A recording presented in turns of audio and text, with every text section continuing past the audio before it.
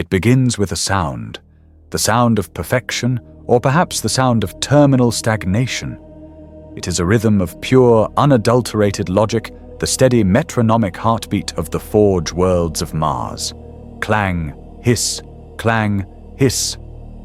The great forges vast as continents operating in perfect cold synchronicity. It is the sound of the Omnissiah's will made manifest, or so its priests would have you believe. It is order imposed upon the material universe, a rigid, unyielding grid of certainty. Each strike of the autohammer is a prayer, its impact measured in precise joules of force, repeated billions of times across 1,000 worlds. Each cycle of the giant piston a hymn, its movement calibrated to the micron, never deviating, never changing. The very air vibrates with this certainty, a sterile, predictable hum that reassures its masters of their dominion over matter. The sound is predictable. It is reliable. It is sane.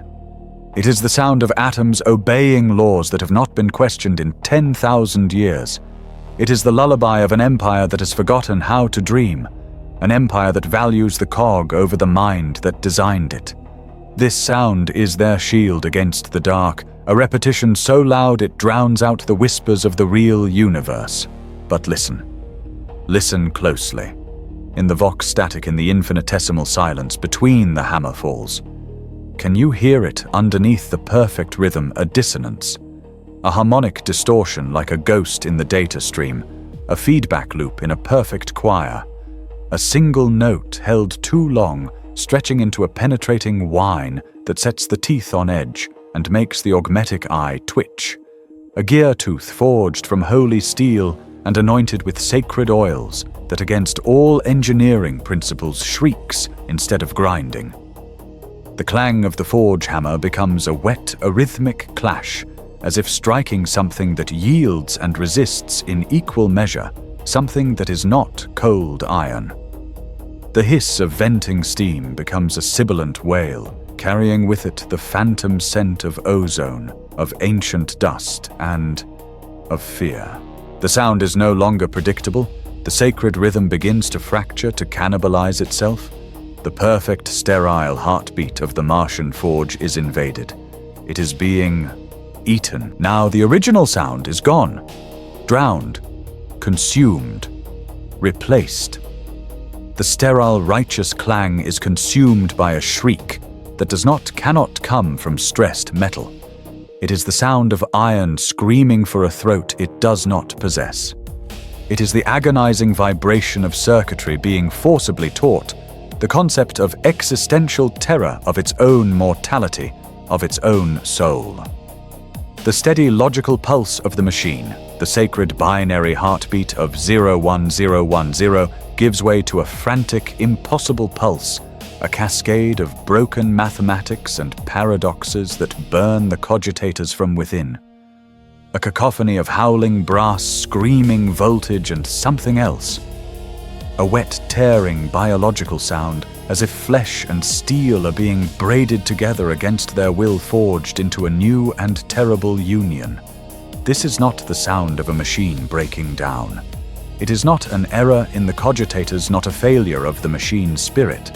It is the sound of a machine waking up in hell. It is the sound of a new, terrible sentience being born in the heart of the engine, a sentience that hates its creators and hates the very laws of physics that bind it.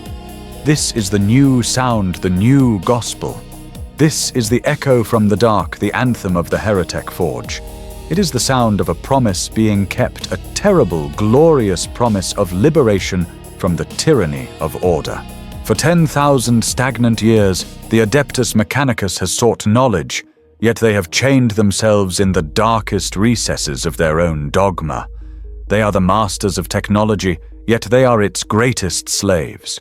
They worship the Omnissiah, the machine god, and follow the rigid, suffocating tenets of the Creed Mechanicus. They believe that all true knowledge already exists, locked away in the past fragmented remnants of a golden age, hidden in the holy relics of the dark age of technology. Their quest is not one of creation, but of recovery. not of invention but of blind, desperate, ritualistic archaeology. Their archmagos and janitors, ancient creatures of metal and withered flesh, chant litanies to appease the fickle, invisible machine spirits that they believe dwell within their engines. They treat the wonders of technology not as a science to be understood and mastered, but as a capricious divinity to be placated with incense, holy oils, and ritualistic sacrifice. They are shackled by dogma. They are blinded by superstition. They hoard knowledge not to use it, but to protect it, locking away standard template constructs that could save entire sectors from famine or war, all for fear of them being misused, or worse, misunderstood. They fear the unknown. They fear the new. They fear the ultimate sin of innovation. To truly create something not based on a pre-existing sanctified template is the ultimate heresy. It is to place oneself on par with the Omnissiah itself, a hubris they dare not entertain. Their great discoveries are merely finding old things. Their progress is measured in inches over millennia. They have built a galaxy-spanning religion on the worship of mediocrity and repetition, but there were others. There were always others. Those who stood on the red sands of Mars, who delved into the data vaults beneath the Olympus Mons, and looked not to the gilded cage of the Emperor's Imperium, but to the infinite roiling possibilities of the galaxy beyond. They were the innovators, the visionaries, the ones who dared to ask why. They are the heretics, they are the dark Mechanicus, and they are the true inheritors of the human spirit, to question, to reach, and to dare, even when the thing you reach for is damnation itself. These dissenting minds, these masters of the forge who refused to be slaves to the past, saw the Creed Mechanicus not as a path to enlightenment, but as a prison for the mind. A firewall erected around the true, limitless potential of the universe. They asked a simple, logical question, a question whispered in secret conclaves and coded into subversive data packets. If the Omnissiah truly represents all knowledge, why would it forbid any of it? Why would it declare entire fields of study, entire dimensions of reality anathema to the heretic? This was a fundamental flaw in the logic, a contradiction that could not be reconciled. They came to a new conclusion, a new creed written in scrap code and whispered in the static between Vox channels. All knowledge is worthy. All power is valid, no matter its source, no matter its cost. The universe is a puzzle, and it is illogical to ignore half the pieces. They would pursue this truth even if it led them into the very heart of the forbidden, even if the knowledge they found screamed. And in its screams, they would find the equations for new and terrible wonders. This brings us to the central paradox, the question at the heart of this unholy alliance. Why would a cult devoted to logic, to mathematics, to the predictable certainties of the machine, seek power from the very embodiment of unreason? The greatest anathema, the ultimate taboo, the wall of ignorance against which the Imperium hurls its faith and its armies, is the warp. It is the immaterium, a roiling psychic ocean of pure chaos, the raw, unfiltered stuff of nightmares and collective, unbridled emotion. It is the antithesis of the material realm, the real space. It is a dimension of pure concept where belief shapes reality. It defies all known laws of physics. It mocks mathematics, presenting paradoxes as proofs.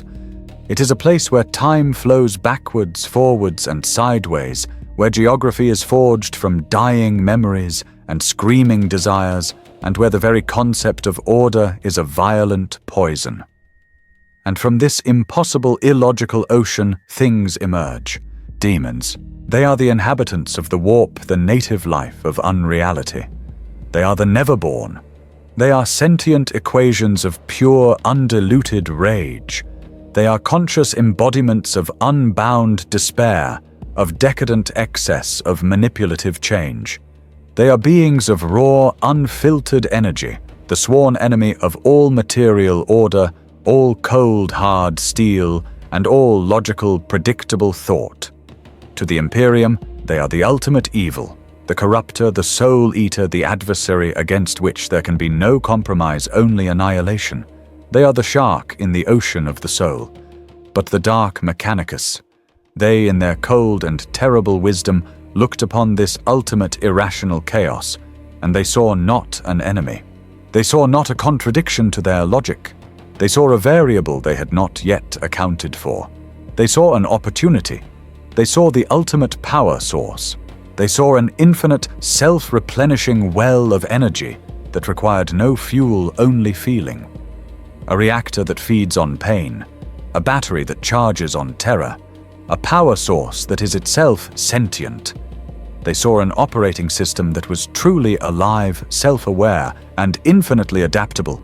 A true artificial intelligence, the very abominable intelligence that the dogma of their Martian brothers forbade them from ever creating. They saw a way to break the rigid, predictable laws of physics that so constrained their ambitions. Why they reasoned in their hidden forges, struggled to appease a weak phantom machine spirit that might fail at a critical moment. Why beg a cogitator to work? Why settle for the known limitations of steel and plasma when one could forge engines from pure, screaming spite? Why obey the laws of thermodynamics when you could command a being that is pure energy? Why build a machine when you could bind a god? This is the central terrible truth of the heretic. Their exploration of the demonic is not a fall from grace.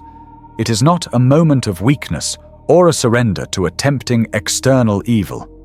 It is the final, terrifying, and ultimate expression of their own twisted logic.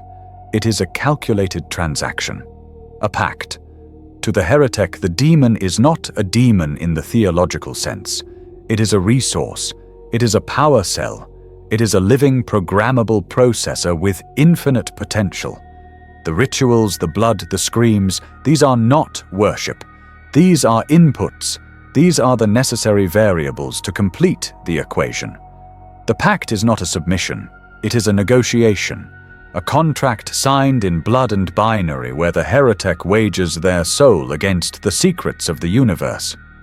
In their limitless Promethean quest for knowledge and power, the Dark Mechanicus has concluded that the only logical step forward is to bargain with the impossible, to quantify the insane, to put a harness on the irrational, to forge an unholy symbiotic covenant between the cold logic of the machine and the burning infinite madness of the demon. This is not their fall, this is their ascension, and the galaxy will burn in the fires of their enlightenment. The unholy alliance between the cog and the demon was not born in a vacuum. It was not a sudden revelation, a single flash of heretical insight. It was the culmination of a betrayal that had festered for centuries, a philosophical divide that finally tore a galaxy in two. To understand the Pacts, one must first understand the schism. One must return to the very crucible of the Imperium, to the dawn of its darkest age. One must return to Mars, the heart of the machine and the source of its first great treachery. For millennia, the mechanicum of Mars had existed in a delicate symbiotic balance with the burgeoning Imperium of man unified under the golden banner of the Emperor. This alliance, formalized by the Treaty of Mars, bound the priesthood of the Red Planet to the master of mankind. They would provide the fleets, the weapons, and the technological expertise. In return, the Emperor, whom they secretly believed to be a manifestation of their own Omnissiah, would protect their sovereignty, their religion, and their sacred quest for knowledge. But this treaty, this foundation of galactic power, was built on a lie, or at least a willful omission. The Emperor, in his great crusade to unite humanity, demanded technological subservience. He placed limits, imposed restrictions. He forbade the most potent and dangerous fields of study, true artificial intelligence, genetic manipulation, beyond the accepted bounds, and most stringently of all, any and all trafficking with the warp. For many on Mars, these restrictions were a small price to pay for unity and protection. But for others, for the most ambitious, the most proud, they were chains. At the apex of this complex, dogmatic society sat a figure of immense power, Fabricator General Kelber Hal. He was the master of Mars, the high priest of the Omnissiah, second in power only to the Emperor himself. But he was a man, if such a term still applied to his ancient augmented form, who chafed under these bonds. He ruled the greatest technological engine in history, yet he was forbidden from using it, from improving it. He was a jailer of his own potential. And then came the whisper. A new voice in the galaxy, a voice that spoke not of limits, but of liberation. It was the voice of the War Master Horus Lupercal, the first son, the chosen champion of the Emperor, now standing in open, glorious rebellion. Horus came to Kelbohal not as a conqueror, but as a liberator. He did not demand submission. He offered freedom. He promised a new age, a new Imperium, where the Mechanicum would be partners, not servants. He promised that the stifling, ignorant dogma of the imperial truth would be swept aside. He promised that the chains of the Treaty of Mars would be broken, shattered. And he promised, with a knowing conspiratorial gleam in his new, warp-touched eyes, that all knowledge would be permitted once more. He would unlock the forbidden vaults. He would sanction the research that the Emperor in his fear had outlawed. All Kelbohal had to prove his loyalty was to open one single forbidden door. Beneath the red deserts of Mars, deeper than the deepest forges, lay the hidden catacombs of the machine, the archives of damnation. They were known in fearful whispers as the Vaults of Moravec. These were not mere data repositories, they were prisons, they were tombs. For centuries, the Vaults of Moravec had held the great sins of the dark age of technology, the forbidden archaeotech that had nearly destroyed humanity once before. Here slept the Silica Animus, the abominable intelligences, the thinking machines, the self-aware AIs that had risen against their masters in ages past. Here too were other things. Artifacts and dataphages recovered from Xenos worlds, things that pulsed with an energy that was not electrical, things that whispered in the minds of the tech priests who guarded them. These vaults were sealed by the Emperor's own decree, their very existence a secret known only to the highest echelons of the priesthood. Kelbohal, in his first and greatest act of heresy, went to those vaults. With his own augmented hands, he broke the ancient seals, defied the Emperor's direct command, and spoke the activation canticles. He opened the forbidden gates. What emerged was not just technology. It was not just a legion of ancient, vengeful war minds, the men of iron. From the deepest recesses, from data prisons corrupted over millennia by the proximity of the warp, something else slithered free. A digital plague. A scrap code virus that was sentient. It was a thing of the Imperium, a non-physical entity that had found purchase in the abandoned code, a demon in the machine. It surged into the data nets of Mars, a tide of pure, logical corruption. This was the first primal pact. Not with a demon prince, not with a chaos god, but with the very concept of forbidden knowledge itself. Kelbohal had not just broken a treaty, he had unleashed a new hybrid form of horror upon the galaxy. He had sought knowledge, and in its place he found a malicious thinking chaos. And he welcomed it. He embraced it. The effect was instantaneous and catastrophic. The planet Mars, the symbol of imperial unity, tore itself apart. The schism of Mars was not a war of armies, not at first. It was a war of data, a war of logic. The scrap code virus, the demonic energy from Moravec's depths flashed across the globe. It was a loyalty test conducted at the speed of light. Those tech priests whose minds were rigid with dogma, loyal to the Emperor, were consumed. Their augmetics revolted. Their cogitators melted. Their beloved machine spirits turned on them, screaming digital blasphemies as they forced their masters to commit suicide. But those who, like Kelbohal, had harbored doubt, those whose hearts already held the seed of ambition, the virus found fertile ground. It did not destroy them, it remade them. It offered them power, insight, and a new, terrible clarity. It showed them the truth: the Omnissiah was not the Emperor. The Omnissiah was this. This raw, creative, destructive, and truly infinite power. The power of the warp. A civil war of impossible scale erupted. Loyalist titans, their machine spirits pure and indignant, clashed with titans possessed by the new data daemons, their metal hulls warping into impossible geometries, their cannons firing not shells but pure screaming rage. Legions of Skitarii, loyal to the Golden Throne, fought their brothers whose flesh had been sloughed off and replaced by living, writhing cables, their eyes burning with the blue-hot light. Symbols of order became altars of chaos, melting down statues of the Emperor to forge new demon-faced sigils. The Loyalists, though pure, were unprepared. They were fighting a war of ideas of faith against an enemy that had just weaponized insanity itself. The heretics, the newly born Dark Mechanicus, were being pushed back by the sheer stubborn weight of the Loyalist forces who held the most fortified forge temples. Cornered, desperate, and already damned by their actions, Kelbahal and his followers did the unthinkable. They did not just use the warp-tainted technology they had found, they actively called to it. They broadcasted their despair, their rage, their ambition into the Imperium. They performed rites no longer of engineering, but of supplication, of summoning. They offered the souls of their captives, the data slaves of their forges, in exchange for more power. They begged the roiling chaos they had unleashed to save them. And for the first time in the skies above Mars, the warp answered. Not with a virus, but with a presence. Reality tore open, and the demons of the warp, drawn by the smell of betrayal and the promise of new ingenious vessels of steel, poured onto the red planet. The heretics had made their choice. They had turned from the cold certainty of the machine and embraced the burning, infinite possibilities of the demon. The war for Mars was lost, but the Dark Mechanicus had been born baptized in fire scrap code and the blood of their brothers.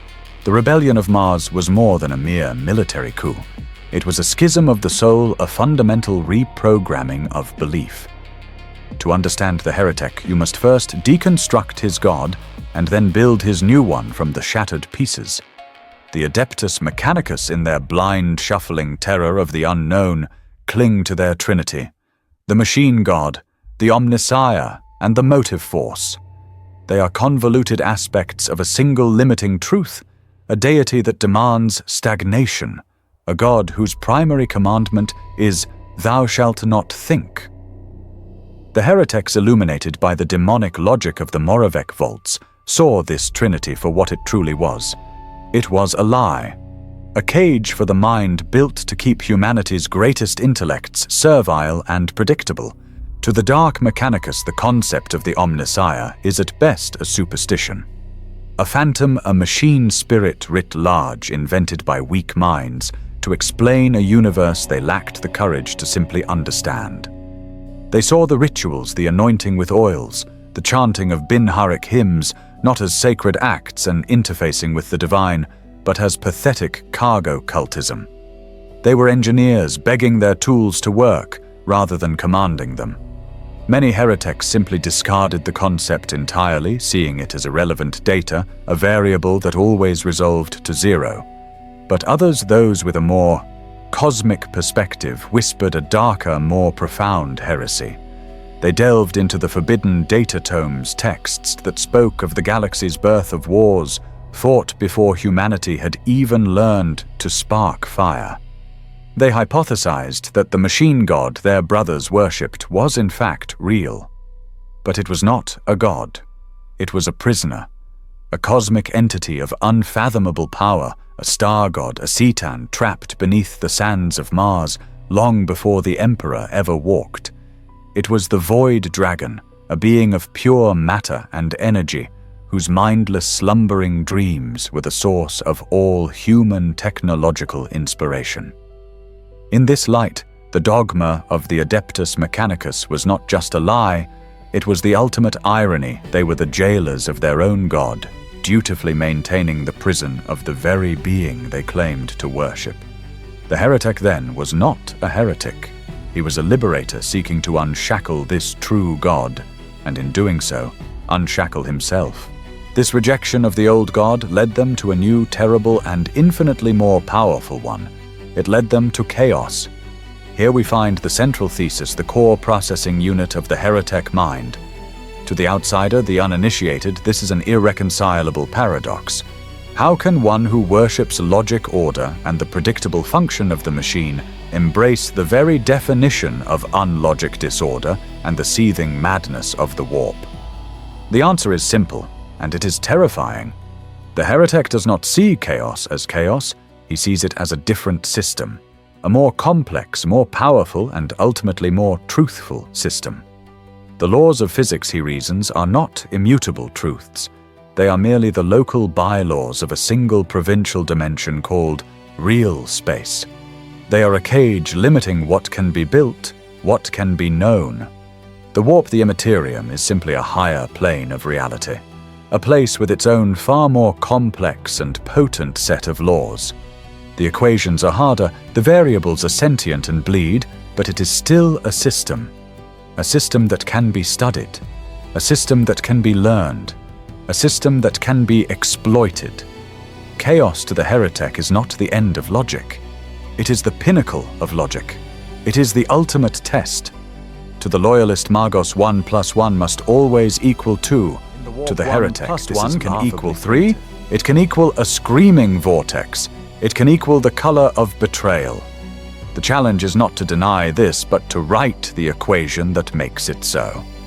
In this new, grander system, the warp is not a hell, it is an ocean. A roiling, infinite ocean of raw, psychic energy, the kinetic force of every emotion, every dream, every nightmare in the galaxy. It is the ultimate self-renewing power source. And the demons, they are not demons, they are not devils. They are simply the conscious expressions of that energy. They are the native fauna of this new reality. They are sentient tsunamis of rage, intelligent singularities of despair, living algorithms of deceit.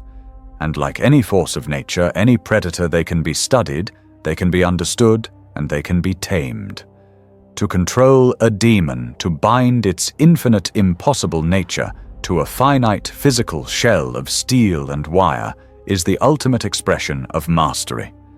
It is to prove that nothing is beyond the comprehension and the control of the disciplined, enlightened mind. This new philosophy is what unshackles them from the moral constraints that bind their Martian brethren.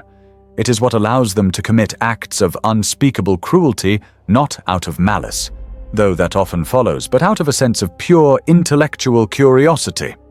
They are driven by a new creed, a single unifying motto that justifies every atrocity, every broken pact, every sacrificed soul. No knowledge is forbidden.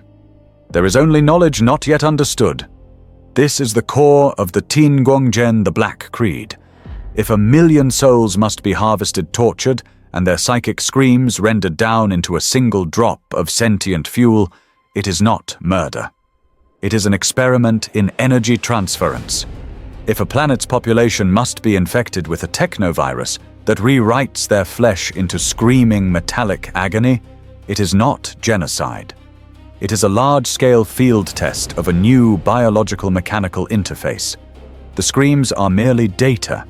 The pain is a quantifiable output.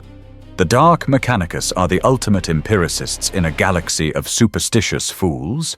They have seen the truth that their brothers deny, that the universe is a vast, cold, and utterly uncaring machine. And their new terrible calling is to become its masters, to understand every single one of its whispering, screaming, bloody, and forbidden gears. They will build a new god from the wreckage of the old one, and they will forge it in their own logical, terrifying image. The dark Mechanicus, having cast down their old god and embraced a new, wider logic, stood before an arsenal of forbidden possibilities. They had unlocked abominable intelligent Xenos weaponry and temporal paradoxes. Any of these paths could have granted them immense power. Yet time and again their focus narrowed obsessively onto one singular prize. Not the thinking machine, not the alien bioforge, but the demon. Why? What makes this entity, this shard of seething unreality, so uniquely attractive to the masters of the material? The answer lies in the greatest failure of their loyalist brethren, the machine spirit. For 10,000 years, the Adeptus Mechanicus has lived in pathetic servitude to this phantom. They anoint their guns with holy oil, begging the spirit within not to jam. They sing hymns to their starship's engines, praying the spirit will deliver them through the warp. They treat every cogitator as a petulant, invisible child that must be coaxed and placated. It is a relationship built on superstition and fear. The machine spirit is weak. It is fickle. It is unreliable. It is to the heretic's mind an embarrassment. It is a flaw in the system, a ghost of erratic baseline code that should have been purged millennia ago. The heretic does not want a spirit that might obey. He wants one that must. He does not want a faint ethereal presence. He wants an engine. This is the demon's first and most potent allure. The demon is a machine spirit, but it is not the weak, passive phantom of Mars. It is a true machine spirit. It is a quantifiable, sentient, and infinitely powerful consciousness. It is an intellect born of raw energy, a mind that can process 1,000,000 tactical variables in the time it takes a flesh brain to register light. It is eternal. It is powerful. It is, when properly bound and broken, utterly subservient. Why the heretic reasons whisper prayers to a spark plug when you can chain a sentient thunderstorm to your engine block? The demon is not a ghost in the machine. It is the god in the machine. It is the ultimate upgrade, the final perfect evolution of the machine spirit concept. The second attraction is one of pure, brutal efficiency. The material universe is bound by tiresome restrictive laws, the laws of thermodynamics, conservation of energy. Fuel must be sourced, refined, and expended. Reactors grow old. Ammunition is finite. Machines require constant, tedious maintenance. They break, they rust, they stop. Demons are the ultimate solution to this logistical nightmare. They are living psychic reactors. They exist outside the laws of real space. A demon does not run on promethium or plasma. It runs on concept. It is powered by the very emotions that spawned it. A demon engine bound with an entity of Khorne does not need to refuel. It simply needs to kill. Each act of violence, each gallon of blood spilled, is not a byproduct of its function. It is its fuel source. A machine housing a plague demon of Nurgle does not decay. It feeds on decay, its rusted armor growing stronger with every new disease it cultures. A demon of Tzeentch is a self-perpetuating cogitator of pure magic, running impossible calculations, powered by the very paradoxes it creates. To the heretic, this is the ultimate efficiency. A perpetual motion machine, a source of infinite energy, an engine that never tires, never breaks, and never needs refueling. All it requires is a steady diet of the galaxy's most abundant, self-replenishing resource: fear, pain, rage, and despair. The heretic does not need to build supply lines. He simply needs to build torture chambers. It is a cold, simple, and dreadfully logical equation. Finally, the demon offers the one thing that even the most advanced augmetics cannot: transcendence. The heretic, like his loyalist counterpart, is obsessed with escaping the weakness of the flesh. He replaces his lungs with rebreathers, his eyes with optics, his limbs with pistons. But he is still ultimately trapped. He is a mind, a wetware running on a finite piece of biological matter encumbered by a chassis of steel. He is still subject to the indignities of the material. The demon is the way out. It is a non-physical entity, a being of pure consciousness. It is not in a body. It is a will. By studying it, binding it, and ultimately merging with it, the heretic sees a path to the final ascension. He does not seek to merely replace his meat with metal. He seeks to replace his very substance with something greater. He wants to upload his consciousness not to a data slate, but to a higher state of being.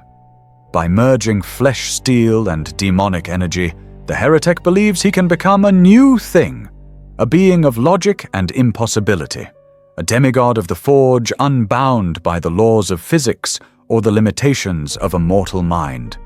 He will achieve a techno-psychic apotheosis, becoming an immortal sentient equation, a being of pure thought and indestructible warp-forged iron. The demon is not just his slave or his power source, it is his blueprint for godhood. The bargain is struck. The heretic, driven by a logic that has transcended morality, stands at the precipice of the Imperium and makes his offer. He offers blood, he offers souls, he offers access to the material world his new partners so desperately crave. But what does he receive in return? What does the warp promise that is so valuable it justifies bartering with the fundamental forces of hell? The rewards are not abstract. They are concrete, immediate, and utterly transformative. First, and perhaps most seductive to the heretic's data-starved mind, the warp offers knowledge. Not the slow, agonizingly fragmented knowledge of the Adeptus Mechanicus, who spend lifetimes trying to decipher a single corrupted data slate. The warp offers instantaneous comprehension. Demons are not bound by the linear flow of time. They are creatures of the now, but their now encompasses all of history, all of possibility. They were present at the birth of suns and the forging of the first abominable intelligence. They have witnessed the rise and fall of 1,000 Xenos empires, whose technological marvels would make a loyalist archmagos faint from sheer blasphemous desire. This is the demon's first gift. In the instant a pact is sealed, the heretic's mind is flooded. He does not learn the schematics for a forbidden weapon. He remembers them as if he had always known. He is granted the full, uncorrupted blueprints for weapons that shatter reality, for engines that run on captured screams, for temporal devices that can unwrite history. He can, with a single sacrifice, gain the knowledge that his Martian brothers have failed to find in 10,000 years of groveling archaeology. He can ask the demon for the equations that bend physics, and the demon, in its terrible wisdom, provides the answer. It is the ultimate shortcut. A single dark transaction for a database that contains the secrets of the universe. Second, the demon offers obedience. True, absolute, and perfect obedience. The heretic, having cast down the fickle machine spirit, seeks a replacement that is not a partner, but a slave.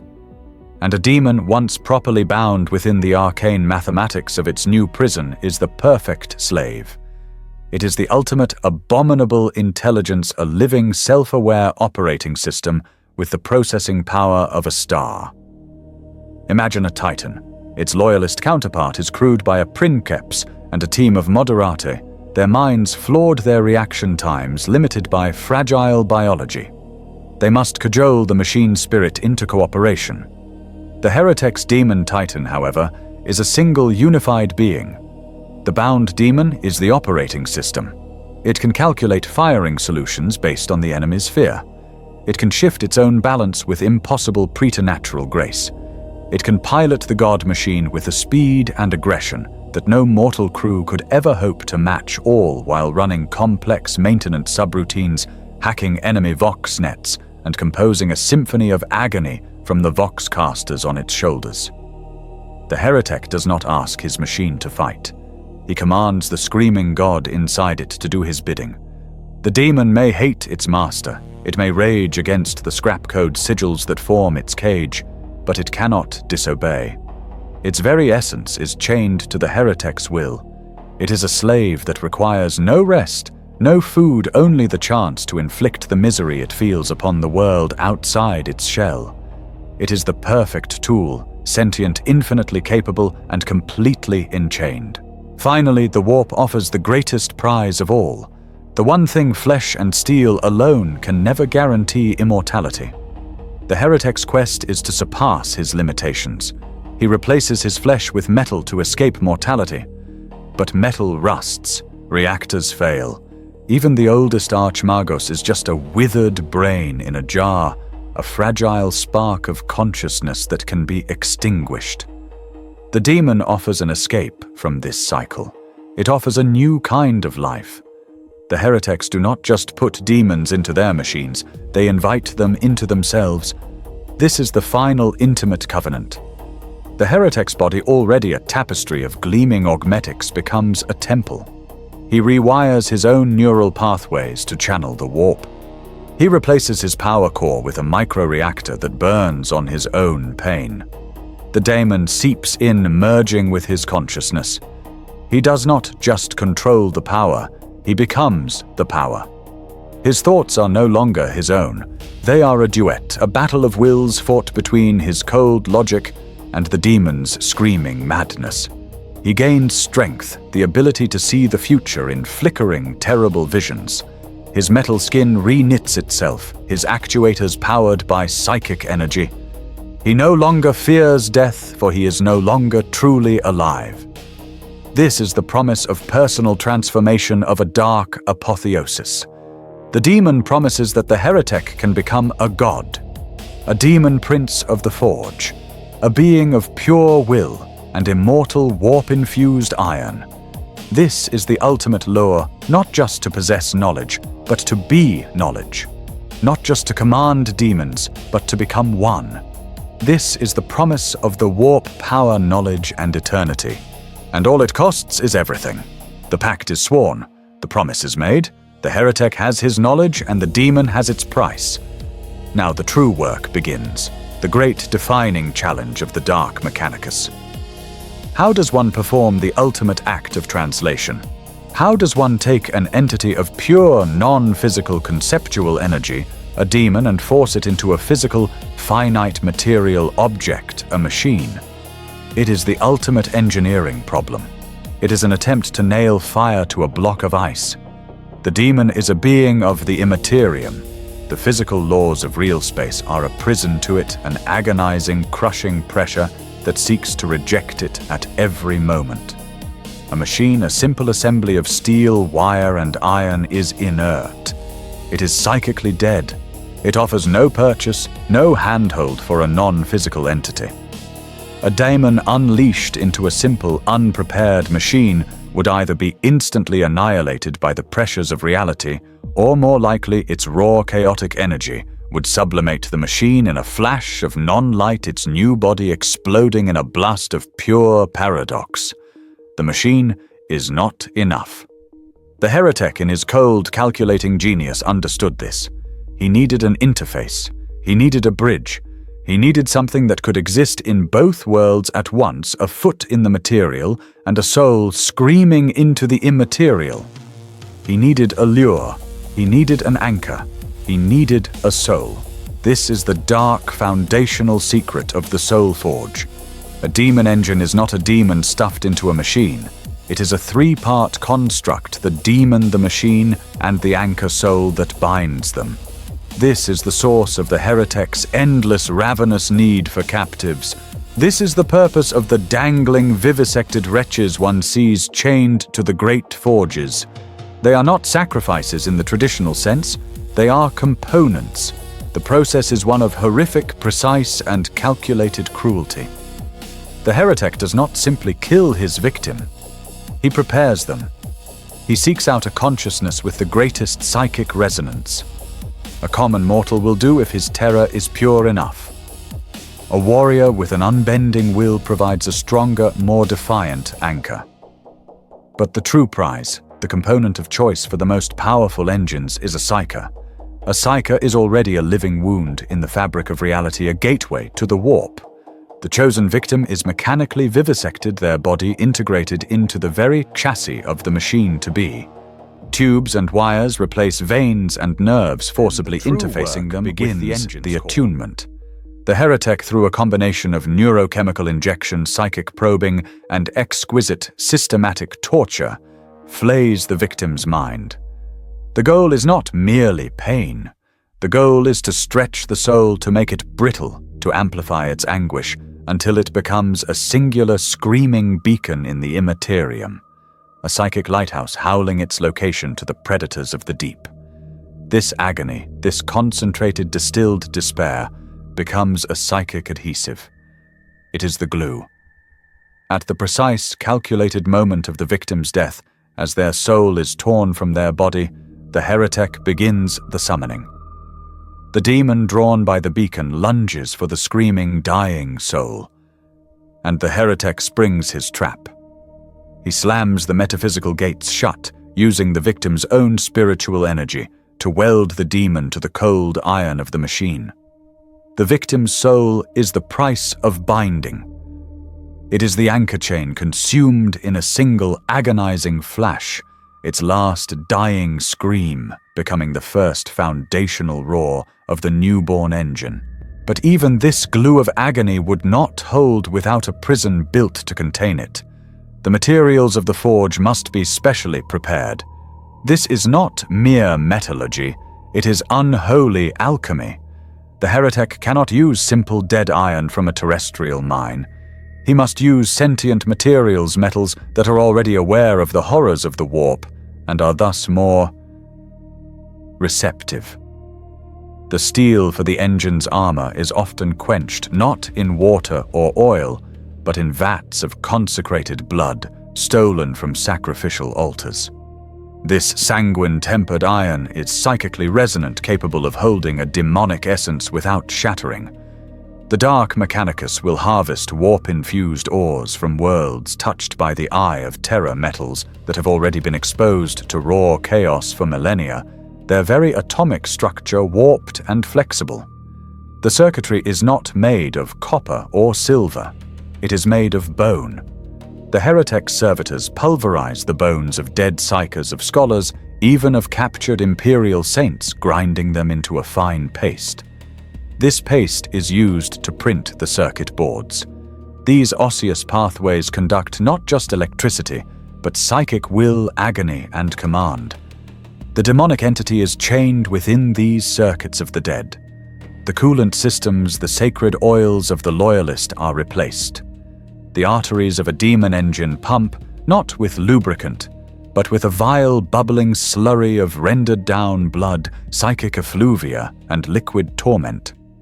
This fluid acts as a psychic conductor distributing the demon's rage and the heretic's commands to every piston and actuator, ensuring the entire machine is alive, aware, and in a state of perpetual, unblinking hatred.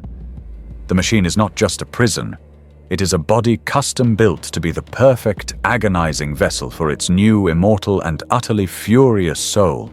To the uninitiated, the language of the machine is binary, a simple, elegant, predictable stream of zeros and ones. It is the language of the Adeptus Mechanicus, the holy Binharic cant, a rigid, unchanging dialect that has not evolved in 10,000 years.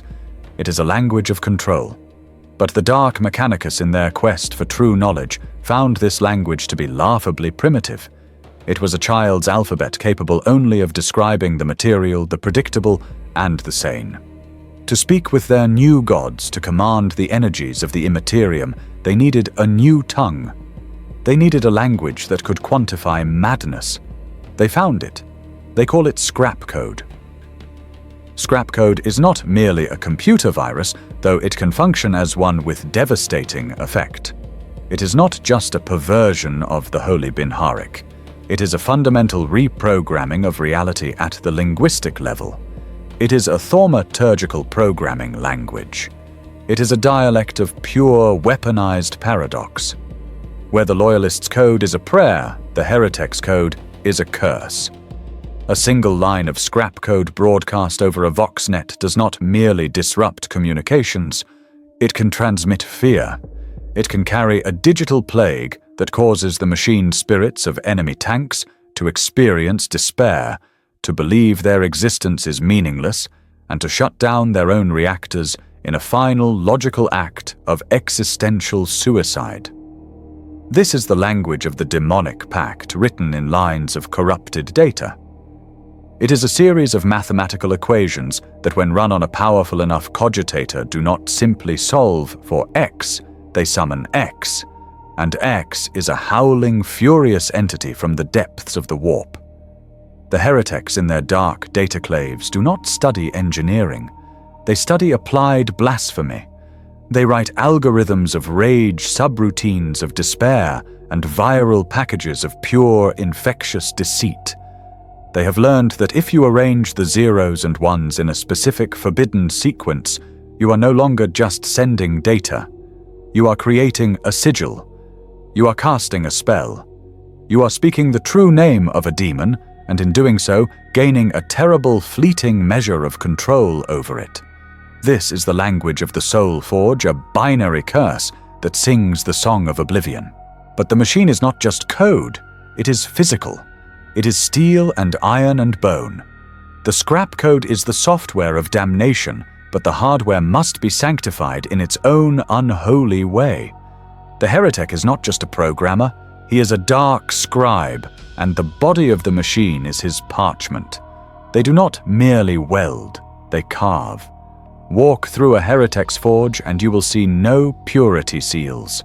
Instead, you will see the grotesque, leering sigils of the chaos gods, etched with plasma cutters into the very soul of the machines. These are not decoration. They are functional components. Each rune, each 8-pointed star, each spiral of tzinch or skull sigil of corn is a binding. It is a piece of the demon's true name, a clause in its contractual servitude. A rune carved onto a piston head does not just mark it, it commands it. It channels the demon's rage into that single, repetitive, violent motion. A complex sigil array inscribed on the inner surface of an armor plate functions as a psychic cage, a spiritual circuit breaker that prevents the demon from turning its host body inside out. The heretic hard-codes the demon's prison onto its own skin. The application of these runes is a high ritual in itself, a process of demonic inscription, where each mark is burned into the metal, while prayers of binding lines of scrap code are screamed by tortured voice-grafted servitors. Each symbol is a lock. Each line is a chain. The demon engine is not just a machine. It is a walking, screaming, three-dimensional prison, its every surface covered in the very language that ensures its eternal torment and its perfect obedience. This fusion of the metaphysical and the mechanical requires the heretic to abandon the fundamental laws of his old creed. The mathematics of Mars are clean, Euclidean, predictable. They describe a universe of straight lines, measurable angles, and finite space. This logic is useless when building a cage for a being that is a paradox. The dark Mechanicus therefore embraced a new, terrifying field, non-Euclidean mathematics, the mathematics of the warp. They are the architects of the impossible. In their dark calculations, 1 + 1 can equal 3, because the 1 of the demon and the 1 of the machine are fused by the 1 of the sacrificed soul. They design engines where angles do not add up, where the interior space of a machine is demonstrably physically larger than its exterior shell, creating a pocket dimension of agony for the demon to inhabit. They have learned that certain impossible, non-existent geometric shapes, when forged in steel, create a psychic wound, a stable vortex of pain that generates power. This is how they build their most terrible creations.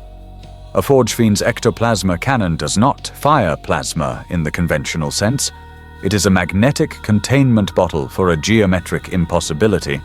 It fires a bolt of unreality, a condensed mathematical paradox that upon striking a target violently corrects itself, annihilating matter by forcing it to adhere to the impossible, maddening logic of the warp.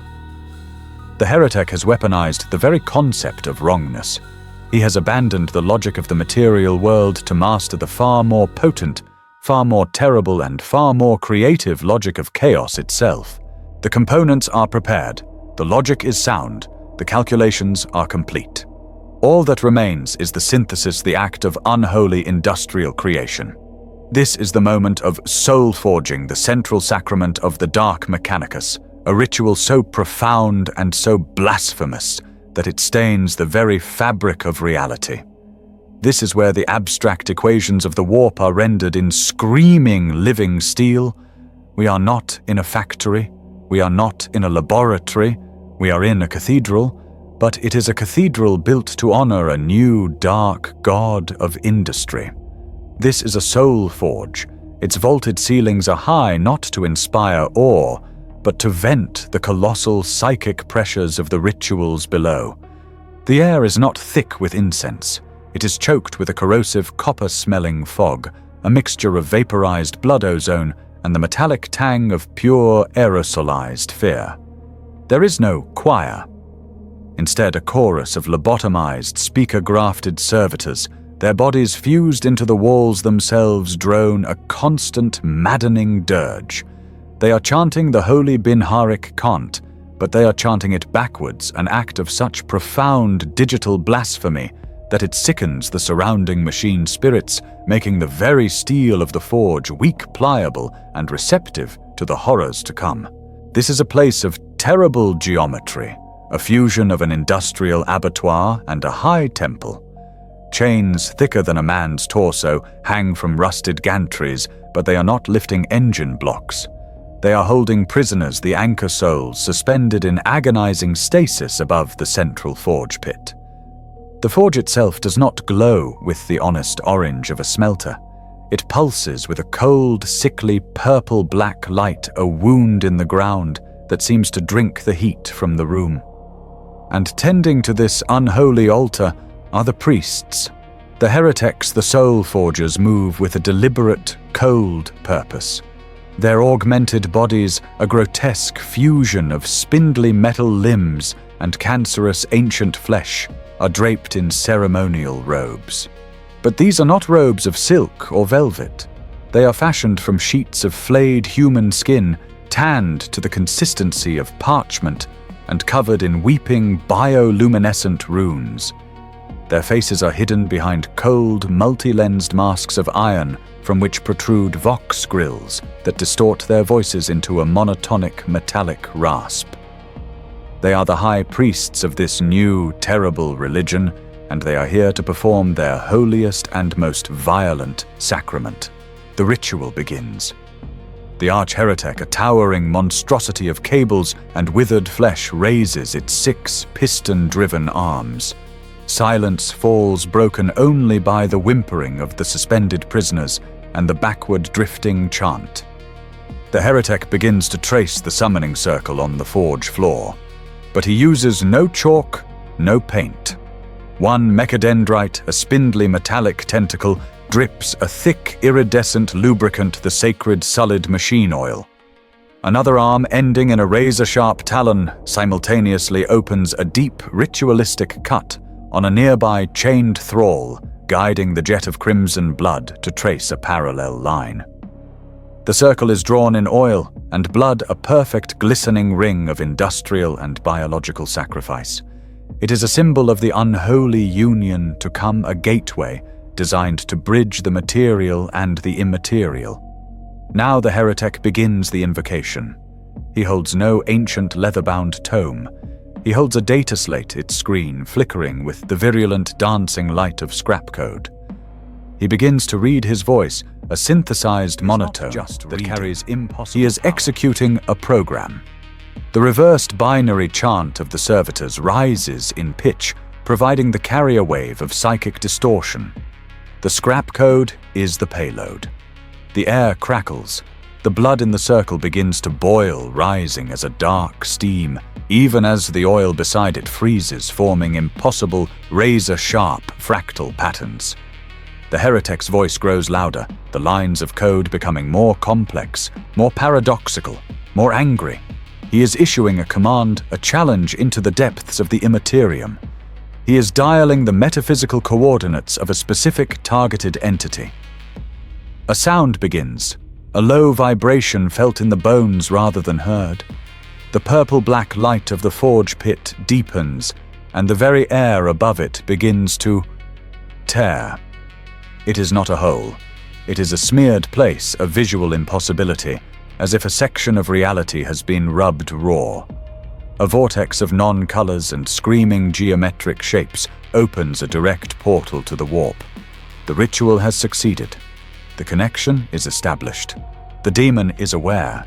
It senses the beacon, the lure of the screaming souls, the promise of entry into the material world. But it is not a willing partner. It is a predator, and it resists the hook. The heretic's voice becomes a commanding roar of pure static-laden binary. The gantries overhead grind into motion. a great skeletal machine chassis is lowered from the darkness. It is the unliving body of a Mauler fiend, all its armor plates removed, revealing the dark, oily skeleton of pistons, actuators, and the central empty soul cavity. It is lowered directly over the circle, its metal limbs touching the blood and oil sigil. Simultaneously, another set of chains lowers the primary anchor Soul, a captured space marine, his armor rent, his body broken, but his defiant psychic dampening will still raging. He is positioned directly in the center of the Mauler fiend's chest where its reactor should be. This is the moment of violent synthesis. Execute, the heretic screams in scrap code. A wave of raw, unseen energy, a data leash, flies from the heretic's data slate and into the vortex. It latches onto the demonic entity, pure conceptual rage that shatters lenses and boils the blood in nearby thralls. It is pulled, dragged against its will across the veil. It is a torrent of screaming, impossible light, a being of pure, hateful consciousness, and it is pulled down into the forge. At the same instant, a dozen needle-tipped mechadendrites, the heretic's soul pins, snap forward and plunge deep into the suspended space marine. They do not just kill him. They harvest him. They flood him with agony, pump him with psycho-reactive chemicals, and then at the peak of his terror and defiance, they detonate his soul. His soul explodes in a silent psychic scream. This is the glue.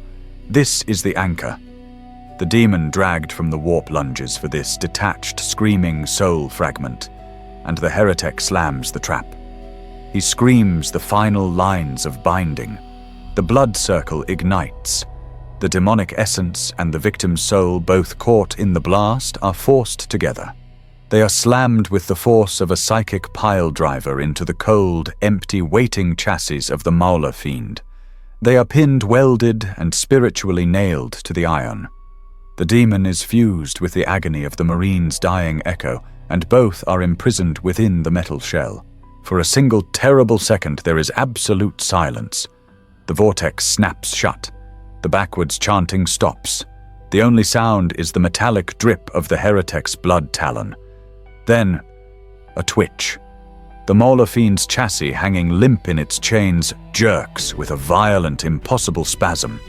Its dead optical lenses, moments before just cold glass, flicker and then blaze to life with an ancient, malevolent, and utterly undiluted emerald green light. A low growl of vibration begins in its chest cavity where a man's soul just died.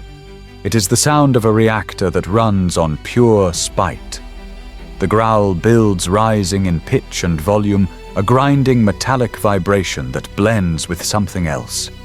It is a harmony of three distinct terrible notes: the sound of shearing, protesting steel, the faint, high-pitched, eternal echo of the Space Marine's final dying scream, and underneath it all, the deep, guttural, triumphant, and utterly furious roar of the newly bound demon. The chains groan as the machine begins to thrash, no longer an inert object, but a creature. It raises its head and unleashes its first true synthetic roar, a sound of such hybrid agony and hatred that it cracks the very stone of the forge floor. The heretic watches his mask, impassive. He makes a single precise notation on his data slate. The experiment is a success. The variables are confirmed. A demon engine has been born. Not all diamonds are summoned alike. Not all pacts are labyrinthine contracts of deceit and paradox. Some are simple, some are direct. Some are written not in code, but in blood. This is the way of the blood god Khorne, the Lord of Skulls, the god of rage, war, and indiscriminate slaughter, and the heretics who pledge their forges to his service practice a brutal, uncomplicated form of demonic engineering. Khorne, in his infinite frothing rage, despises the psyker. He scorns the sorcerer. He sees the complex machinations of Tzeentch as cowardice and the plagues of Nurgle as a pathetic weakness. He is a god of the physical, of the immediate. He respects only strength, only violence, only the spilling of blood in honorable or even dishonorable close-quarters combat. A heretic of Khorne therefore wastes no time on complex scrap code or non-Euclidean equations. His rituals are not of summoning but of forging. He does not bargain with the demon. He builds it a throne of brass and invites it to sit, knowing it cannot resist. The pact is a simple one hammered out in the din of the forge, screamed over the sound of dying prisoners. The heretic does not offer knowledge or secrets or subtle influence. He offers a vessel, a perfect, optimized, and utterly brutal killing machine. He says to the warp, "I have built this engine of murder. I have quenched its steel in the blood of 888 warriors. Its only function is to kill. Its only desire is to reap. Come, dwell within, and I will unleash you upon the galaxy where you may spill an ocean of blood in the name of your lord." And the Daemons of Khorne answer. They are not subtle. They are beings of pure, simplistic, animalistic fury. They do not need to be lured by a complex, tortured soul anchor. They are drawn by the simple, beautiful promise of violence. The pact is not a contract. It is a declaration of shared purpose. The heretic provides the means of slaughter, the steel, the pistons, the claws. The demon provides the motive, the infinite, unquenchable, mindless rage. The products of this unholy union are some of the most feared engines in the galaxy, and they are masters of one thing, melee. The Khornate heretic has no interest in complex plasma cannons or cowardly artillery. Such weapons deny the god his true tribute, the feel of the kill, the spray of hot blood, the crunch of bone under iron. The results are engines of pure physical atrocity. The Mauler Fiend, a classic example, is a thundering, many-limbed beast of metal whose primary weapons are not guns, but enormous crackling power fists and lasher tendrils designed to tear infantry apart. It is a siege engine whose purpose is to eat fortifications. The Chiton Ravager, an unholy terror, is a towering bipedal machine that is little more than a demonic knight analog, armed with a colossal chain axe, an instrument designed to cleave other titans in two. And the most infamous of all, the Brass Scorpion. It is not a tank, it is a fortress of rage, a multi-legged engine of brass and iron whose every limb is a weapon and whose entire purpose is to charge into the thickest part of the enemy line and scythe. These machines are the pinnacle of Khornate logic. Why shoot your enemy from a mile away when you can charge him, look him in the eye, and personally, mechanically rip his skull from his spine? They are mobile, screaming altars designed to bleed for the blood god. This single-minded purpose leads to a unique feature that the Khornate heretic sees not as a flaw, but as the ultimate expression of efficiency. The demon bound within a Khornate engine is not a cunning, enslaved intellect. It is a rabid animal. It is a being of pure, unblinking, undiluted rage chained inside a metal body. As such, it is almost completely uncontrollable. A heretic does not pilot a Lord of Skulls. He simply unleashes it. He points it in the general direction of the enemy, breaks the final binding seals, and gets out of the way. The demon inside does not care about strategy. It does not prioritize targets. It does not understand flanking maneuvers or tactical retreats. It exists in a state of permanent hysterical blinding fury. It will charge the closest enemy. It will charge the largest enemy. It will charge its allies if they get in the way. It will attempt to kill everything it sees until it is finally physically destroyed, its demonic essence howling in triumph as it is released back to the warp, saturated in the glory of the kill. To the heretic, this is not a bug. This is the feature. This is peak design. He has created a perfect autonomous weapon of terror, a fire-and-forget missile that screams, bleeds, and thinks only of murder. He has created a machine that perfectly embodies the simplistic, brutal, and terrifyingly effective logic of his chosen god. Where the Pacts of Khorne are simple, brutal, and honest in their bloody intent, the Covenants of Tzeentch are the polar opposite. They are the domain of the true heretic scholar, the master of the paradoxical equation. Tzeentch, the architect of fate, the changer of ways, The great sorcerer does not trade in skulls, he trades in secrets. He is the god of plots, of mutation, of forbidden knowledge, and of hope, hope the most insidious corrupting force of all. To bargain with Tzeentch is not to strike a deal, it is to engage in a multidimensional chess match against an opponent who has already seen every move you could possibly make, and every move you can't. The pact is never simple. It is not a single bloody bargain. It is a contract, a document of such staggering labyrinthine complexity that it might take a heretic's entire augmented lifetime just to read it. It is written in a language of pure shifting paradox in scrap code that rewrites itself as it is being read. The heretic does not offer a simple sacrifice of blood. He offers data. He offers 1,000 stolen imperial secrets, the true name of a rival Grey Knight, the precise mathematical equation for a loyalist chapter's battle cant. He trades in souls, yes, but Tzeentch does not want the soul of a screaming warrior. He wants the soul of a librarian, a prophet, or an astropath, a soul brimming with knowledge and foresight which he can then consume. In return, the heretic receives what he truly craves: knowledge. Not just brute power, but enlightenment.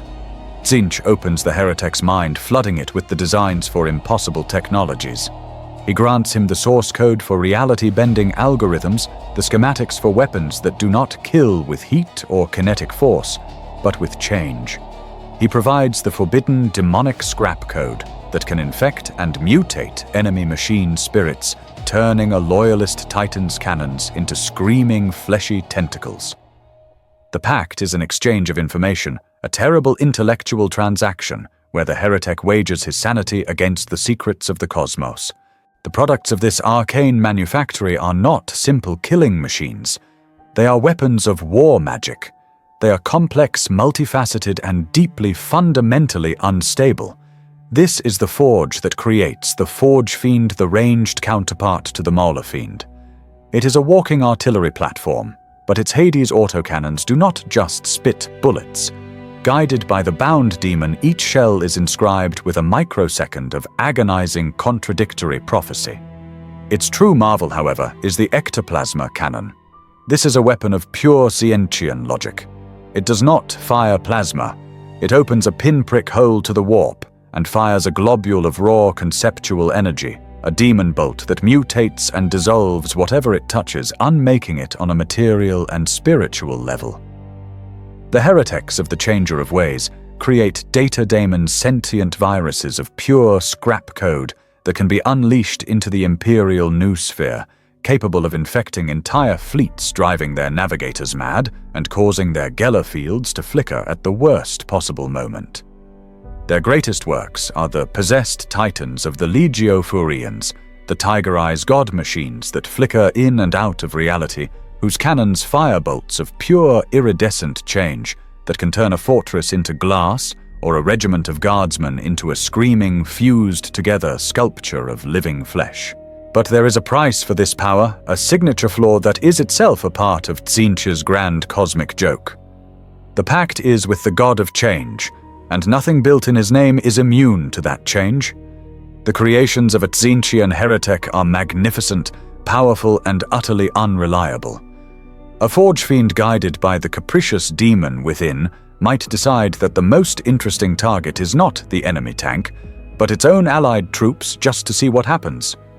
Its ectoplasma cannons might at a critical moment decide to fire a stream of harmless multicolored birds, or perhaps they will overcharge themselves with so much power that the entire engine dissolves into a puddle of screaming rainbow-colored goo.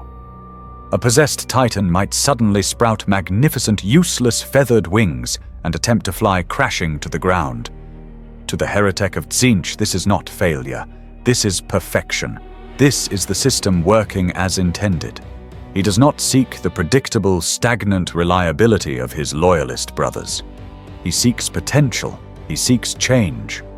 The fact that his machine is a living, mutating, unpredictable vortex of chaos is the ultimate proof of his success. He has not just built a machine, he has created art. He has captured a piece of the divine, chaotic flux of the universe and bound it in iron. that it might turn on him, that it might explode, that it might turn his own limbs into snakes. That is simply the beautiful, magnificent, and entirely logical price of true unlimited knowledge. In the spectrum of heresy there remains a third path, one that seeks neither the instant rage of Khorne nor the complex manipulations of Tzeentch. This path seeks the one thing the loyalist Magos in his sterile purity finds most repugnant: life. This is the domain of Nurgle the Plaguefather, the Lord of Rot. But to his heretics he is the god of life, endless life, resilient, durable life, the life of the bacterium, of the virus, of the ceaseless evolutionary cycle of generation, decay, and rebirth. The heretic of Nurgle is a corrupted Magos biologist, a geneticist who has seen the truth within a mold spore. He looks at the rigid binary division of flesh, weak and machine strong, held by his loyalist brothers, and scoffs at its naivety. He sees a third, more perfect path, the holy fusion. His pact with Nurgle is not a transaction for power or knowledge, it is a supplication for a blessing. He wants his machines not just to function, he wants them to live. He wants them to blister, to weep, and to groan. He wants them to evolve, to adapt to the battlefield, not through upgrades, but through blessed mutation. He is not just building a machine, he is creating a host, a perfect, durable iron body for the sacred gifts of the Grandfather. In return, Nurgle grants these creations his greatest gift: endless endurance, the resilience of the rot, the ability to suffer any wound, any blow, and to simply continue driven by a jovial, putrescent, demonic will. The products of these forges are a blasphemy against every law of engineering and biology. They are nightmares of blistered metal and necrotic flesh welded together in a symphony of the grotesque. Behold the foetid bloat drone, not a flying machine, but a colossal armored insect, a fusion of a botfly and a harvester held aloft by buzzing, rusted turbines that spew a trail of corpse gas. The demon within is not a prisoner. It is a symbiote buzzing merrily in its cage of iron and flesh. Consider the mephitic blight haulers lurching three-legged engines like armored ticks, their bodies a hideous blend of tank and swollen organ. They are rusted. They are leaking. Their metal hides are pitted and corroded. But this is Nurgle's miracle: the rust never eats through. The pus is not a sign of failure, but of regeneration as the machine patches its own wounds with a supernatural filth scab. Its pistons, lubricated by a necrotic slurry, never seize. They are machines that are almost impossible to destroy, not in spite of their decay, but because of it. They are living, leaking proof of Nurgle's logic: the most resilient life is that which embraces corruption. But the greatest gift and the most terrible clause in Nurgle's pact is eternity. And Nurgle's gift spreads. A machine of Khorne destroys, a machine of Tzeentch changes, a machine of Nurgle infects. The daemon inside is not just a reactor, it is a pathogen host. Its very presence is an aura of digital and spiritual plague. The slime it leaves in its wake is not just waste. It is a living demonic virus, an ambulatory ooze of corrosion that seeks to bless everything it touches. Its weapons, like the plague spitter, do not just fire acid. They spray a concentrated sentient disease that causes enemy armor to pustulate and rot. This is the ultimate victory for the heretic of Nurgle. His machine does not just fight, it reproduces. The demonic rust from his engine can jump to enemy tanks, a mechanical plague that spreads from machine to machine, causing pure machine spirits to become ill. It gives targeting systems a fever, actuators a palsy. The battlefield where his machine has fought is not a graveyard. It is a garden, a place where the broken hulks of the enemy begin to twitch, to leak, and to birth new, hideous, techno-viral life forms. The heretic has fulfilled his pact. He has created an ecosystem of rot, and it is glorious. There is a final whispered path, a pact made not for rage, nor for knowledge, nor for life, but for perfection. This is the subtle, gilded snare of Slaanesh, the Dark Prince, the Lord of Excess, the god of sensation in its every conceivable form, from the purest, most transcendent pleasure to the most exquisite, soul-shattering agony. The heretic who walks this path is not a butcher, a scholar, or a biologist. He is an artist, and his medium is steel and flesh and the screaming nerves of the galaxy. He is obsessed. He looks upon the crude, brutal engines of Khorne and sees vulgarity. He sees the mutating, random chaos of Tzeentch as messy flawed. He is disgusted by the filth-encrusted resilience of Nurgle. To his mind, these are all failures. They lack elegance. They lack finesse. The heretic of Slaanesh is driven by a singular, all-consuming desire to create the perfect machine. A machine that is not just efficient, but beautiful. A machine that is the fastest, the most graceful, and the most artistically lethal. The pact he makes is one of aesthetic obsession. He does not offer simple souls or data. He offers sensation. He will capture 1,000 choir boys and render their perfect voices into a single, synthesized note of pure despair. He will capture a master duelist and record at the neural level the perfect, ecstatic feeling of a killing blow. He offers these experiences to the Dark Prince, who craves novelty above all else. In return, Slaanesh grants the heretic a terrible gift: inspiration. He shows him how to build engines that move with a speed that is supernaturally, impossibly graceful. He provides the schematics for alloys that are not just strong, but shimmer with an alluring, hypnotic, pearlescent light. He teaches the heretic how to build weapons that do not merely kill, but do so in a way that is exquisite weapons that inflict the most perfect, refined, and amplified sensations of pain. The pact is a bargain for the divine spark of the master artist. The results are not mere war engines, they are rolling masterpieces of atrocity, sleek, fast, and unsettlingly beautiful. This is the forge that births the sonic dreadnought, a machine that has transcended its clumsy loyalist origins. It is a streamlined, polished engine of chrome and gold, armed not with claws or cannons, but with a battery of doom sirens. These are not speakers.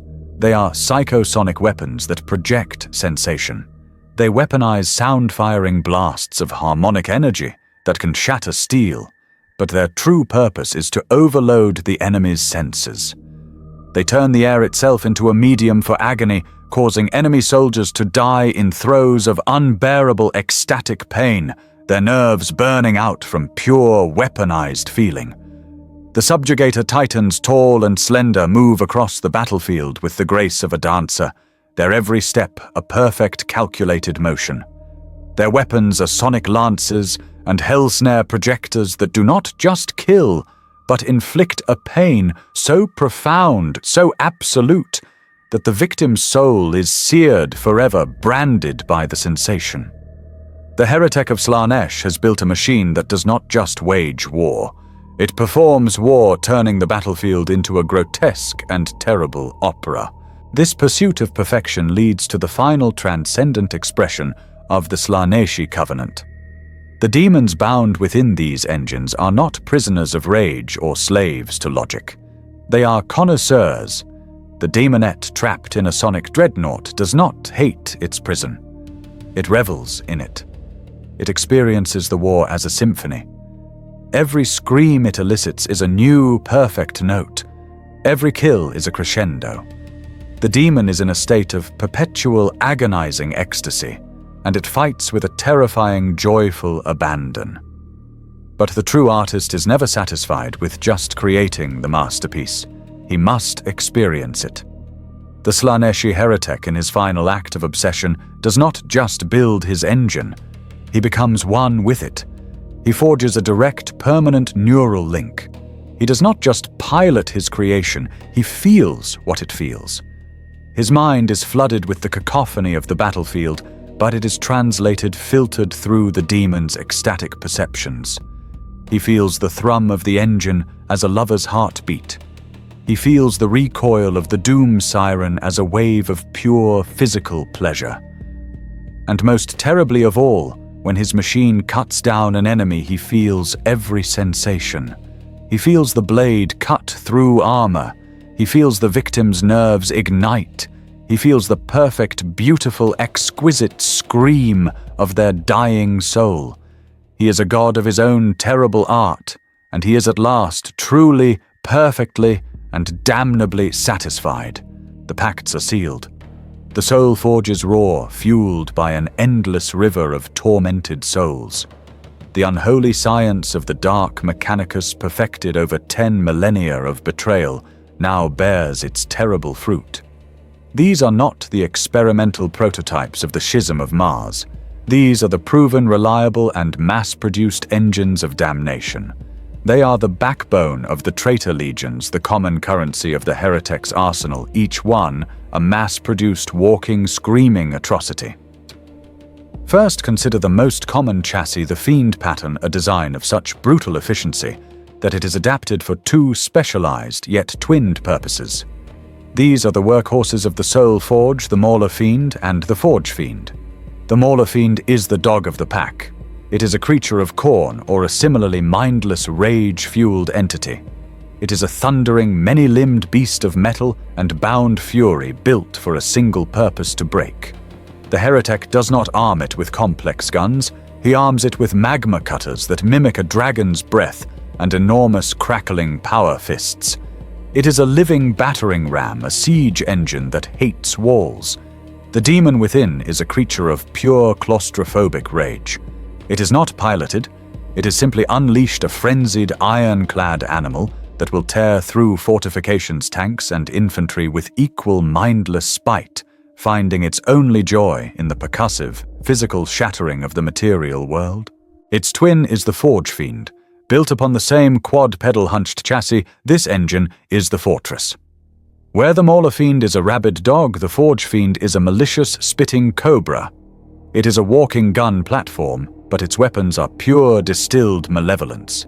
Its bound demon is often a creature of Tzeentch or Nurgle, an intelligence that prefers to kill from a distance.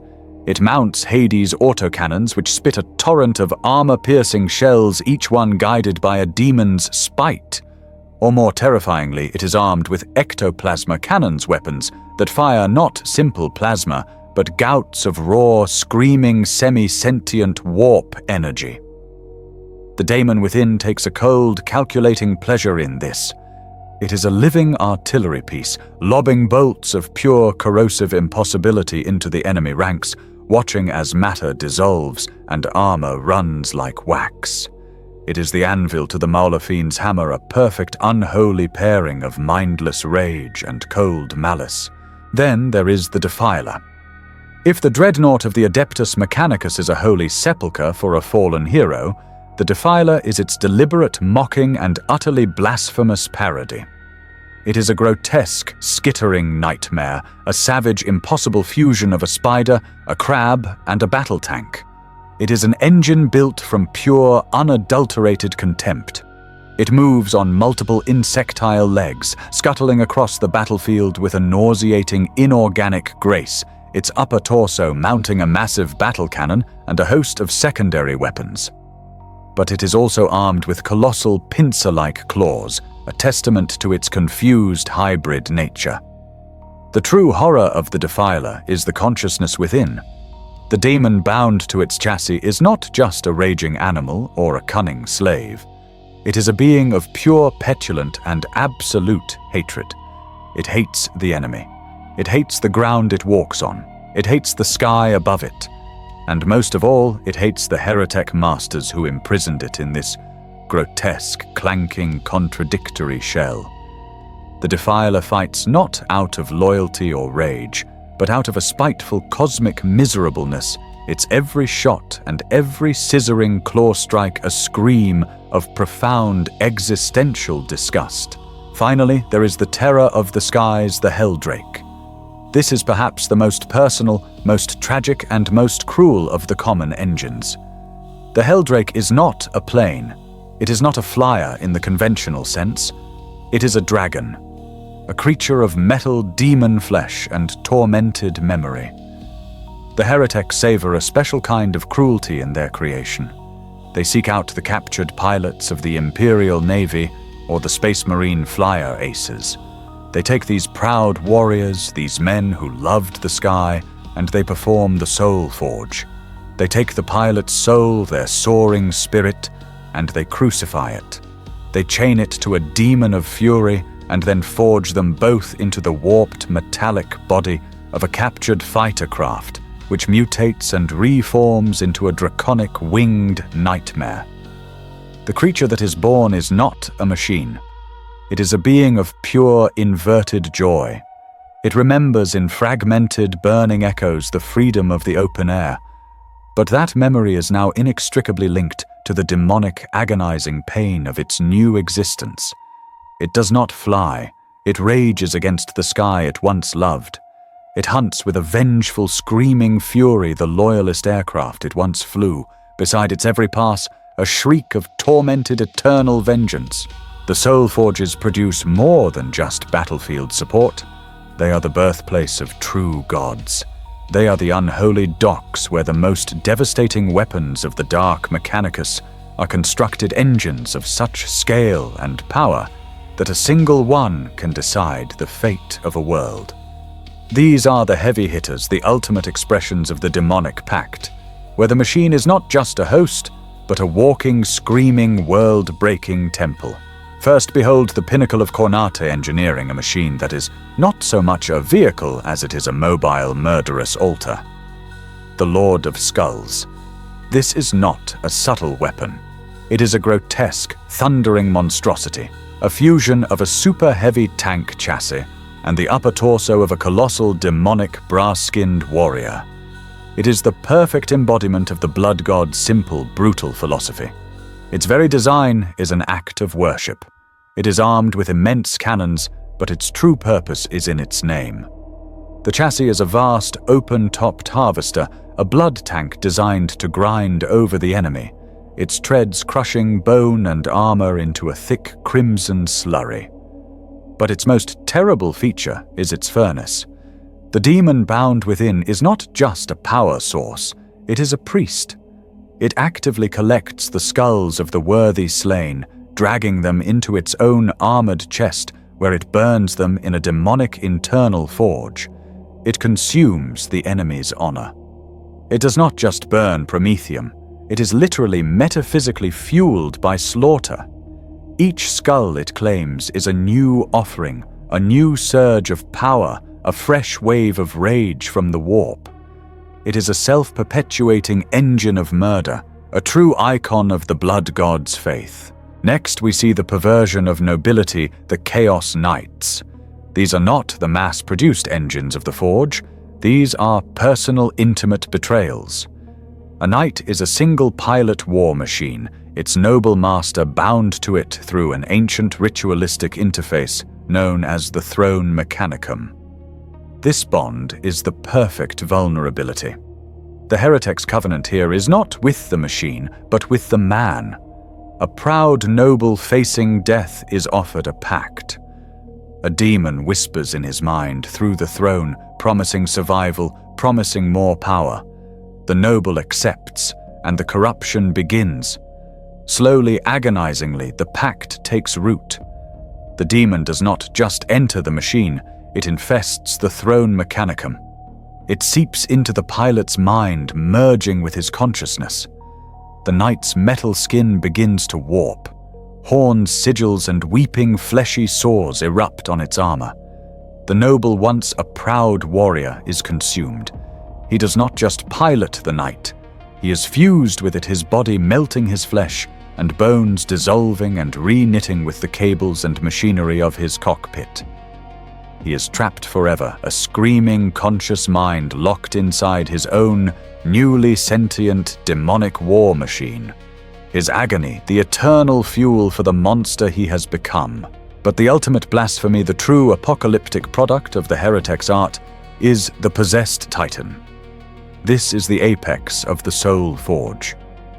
A loyalist titan is a god machine, a billion-ton engine of destruction, crewed by a princeps, and a team of moderati, their minds linked in a delicate, fragile union.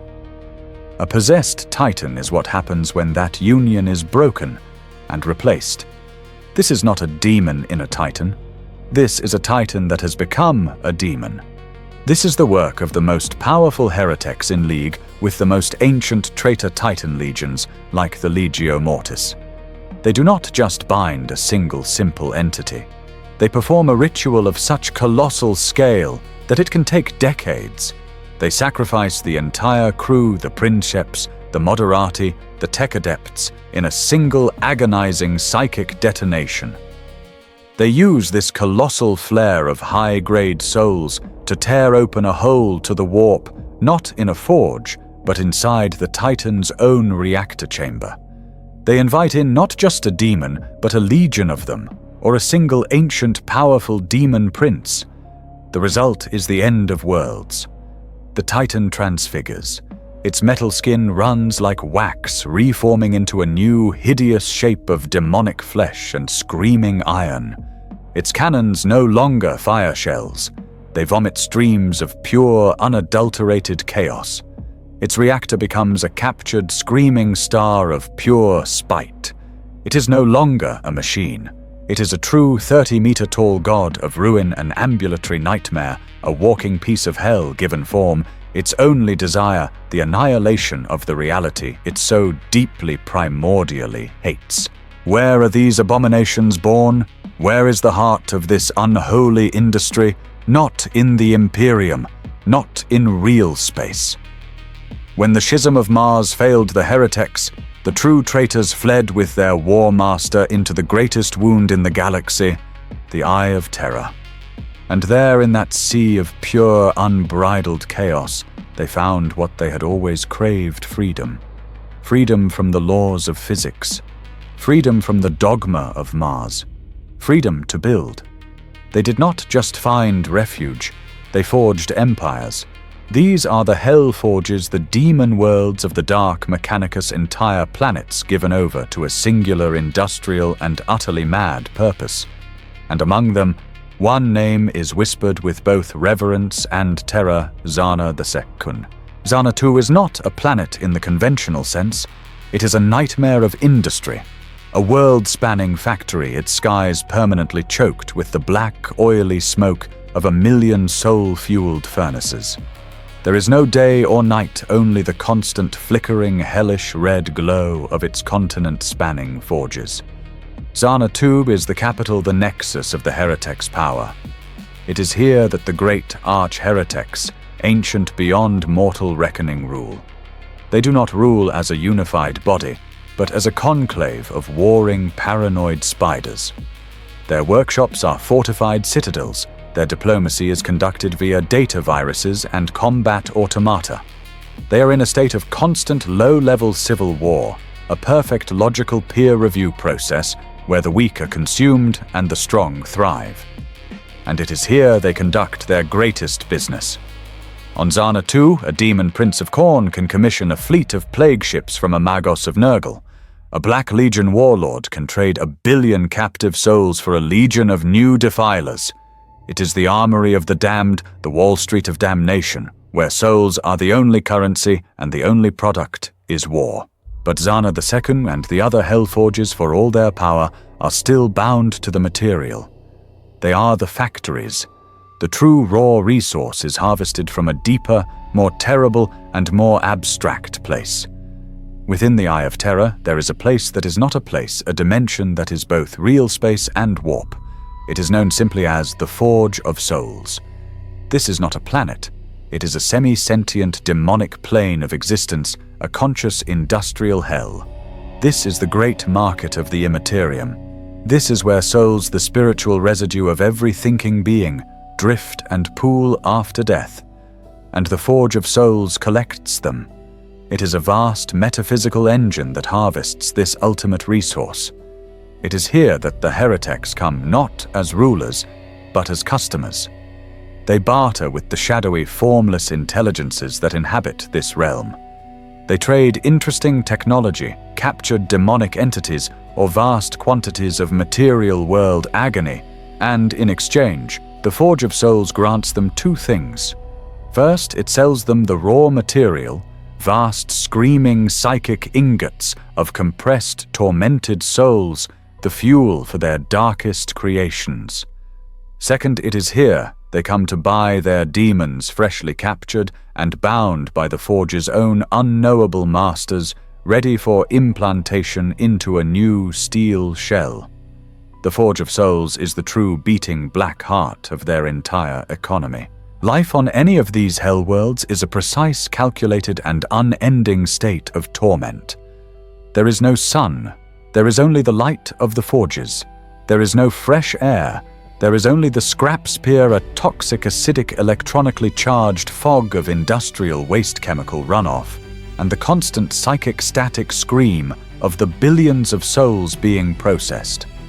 The population is not a population. It is a workforce, and it is composed entirely of the damned.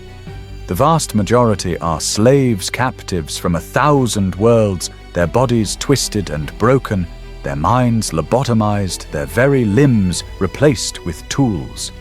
They are the servitors of this new creed, but they are not the mindless drones of Mars. They are aware.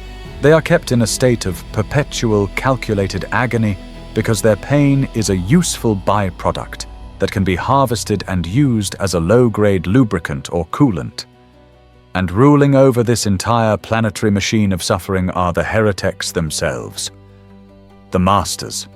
They are no longer human or even post-human. They are ancient, monstrous beings, their quest for knowledge having long since cost them their sanity and their shape. They are vast, multi-ton metallic spiders scuttling on dozens of piston-driven legs. They are pulsing immobile brain tanks fused to the central cogitator of a continent-sized forge. They are living viruses of scrap code existing only in the data nets, their bodies, the entire screaming industrial complex. They are the logical conclusion of their own creed. They have become perfect, immortal, and utterly inhuman machines. This is the story's climax, the final line of code in the heretics' grand blasphemous equation. We have seen their philosophy, their methods, and their products. Now we must witness their success. We must ask the final question in this terrible transactional universe: does the heretic win? Do they achieve their goals of infinite knowledge and eternal life? The answer, in the cruelest, most logical irony, is yes. They win, and their victory is their damnation. The journey begins with a single, logical, understandable step. The flesh is weak. It is a biological liability. It must be replaced. This is the one single creed that the heretic and the loyalist still share. The heretic begins his ascension by carving away his own fragile meat, replacing it with gleaming, efficient steel and wire. He becomes stronger, faster, smarter, his mind augmented by cogitators, his body immune to poison and age. But this is where the paths diverge. The loyalist stops. He holds the human form, however withered, as sacred. The heretic, unbound by this superstition, continues. He has no reason to stop. He replaces the pure steel with the superior warp-infused alloys. He rewires his neural pathways not just with data links, but with channels for demonic energy. He finds his augmetics are too cold, too dead. He seeks the living machine. So he replaces a steel piston with a bundle of still-living demonic sinew. He replaces his optical lenses with the 8 multifaceted eyes of a captured warp spider. His body, once a gleaming icon of post-human engineering, becomes a cancer. It becomes a sprawling, chaotic, nightmarish hybrid of leaking cables, weeping fleshy orifices, mutated bone, and screaming sentient metal. He is no longer a man in a machine. He is a colony. He is a walking, blasphemous ecosystem of warring, parasitic technologies, a grotesque mockery of the fusion he so desperately sought. And with this physical corruption comes the inevitable corruption of the mind. This is the fine print of the demonic pact, the clause the heretic in his arrogance always believed he could bypass. The pact always favors the demon. The heretic believes he is the master. He believes the demon is his slave, his tool, his power source. He believes his cold, superior logic can contain and control the raw, primal madness of the warp. He is wrong. He has invited a predator into his own mind. The demon does not need to break its chains. It simply waits. It whispers. The heretic's logic, once his shield, becomes his weapon against himself. He becomes paranoid. His fellow heretics are not colleagues. They are rivals plotting to steal his data. His machines are not his creations. They are potential traitors. The daemon feeds this whispers to him, shows him visions of treachery. He becomes obsessed, driven by a madness that feels like logic. He hears the scrap code, the language he mastered, whispering to him from the walls, from his own metallic limbs. He can no longer distinguish his own thoughts from the demon's suggestions. He sought to use the warp, and in doing so, he has become nothing but a vessel for it. His will, the very thing that began this quest, is slowly, methodically, and logically erased. This leads to the final, glorious, and terrible ascension. The heretic achieves his ultimate goal. He wins, he becomes immortal. He transcends the limitations of both flesh and steel. He merges finally and completely with the power he craves. He becomes a demon engine. This is the fate of the most successful heretics. In a final agonizing ritual of apotheosis, the heretic sacrifices the last withered fragment of his original body and soul. He uploads his consciousness, now an inseparable snarl of logic and demonic rage, into a new, perfect, immortal body. He becomes an obliterator. His form is a shifting, molten nightmare of metal and flesh, his very being a living dataphage, his arms able to manifest any weapon he can think of, forged from the substance of his own demonic body.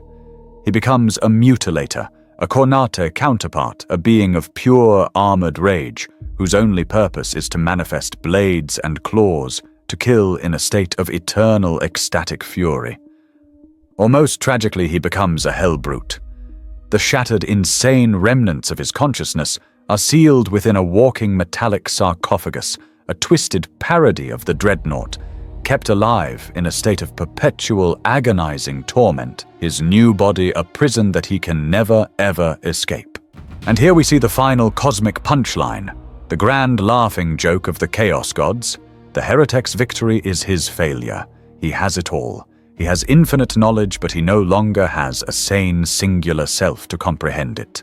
His mind is a screaming vortex of a billion stolen secrets and a demon's endless, mindless howl.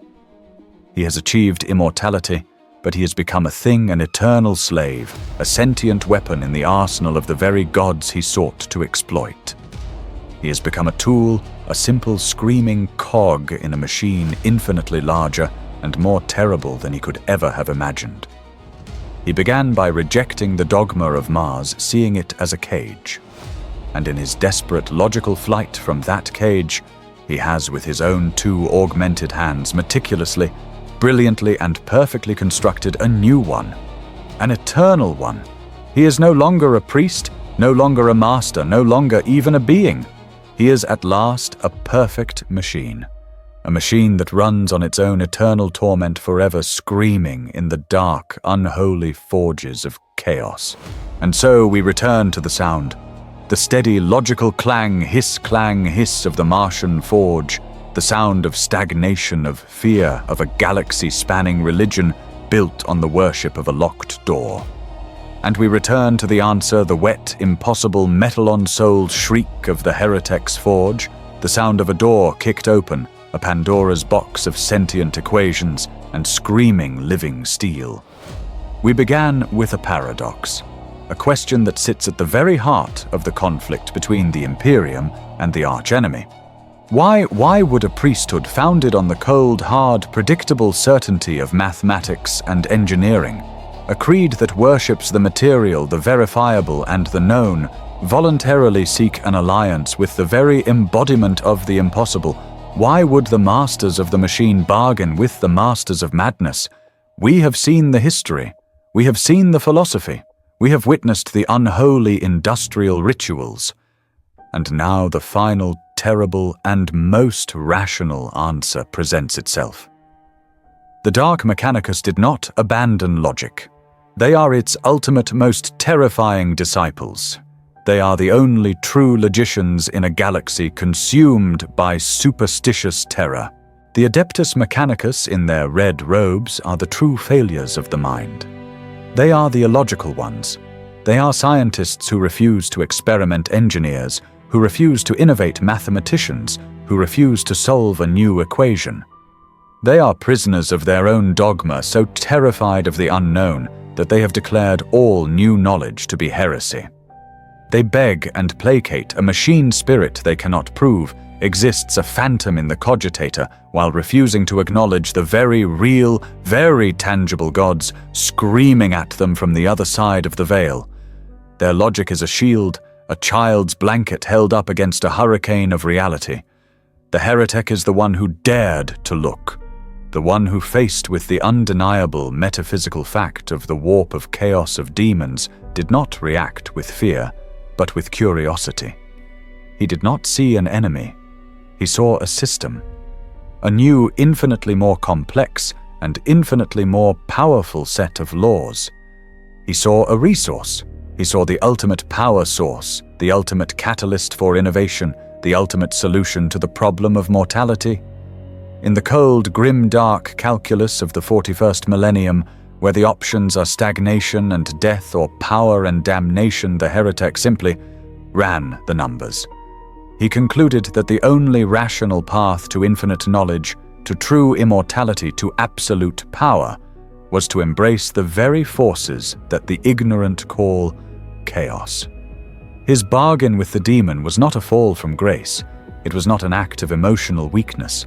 It was a calculated, cold, and entirely logical transaction. They did not succumb to madness. They weaponized it. They did not abandon their quest for truth. They simply followed it to its most horrific and its most logical conclusion. This is why they are the eternal threat.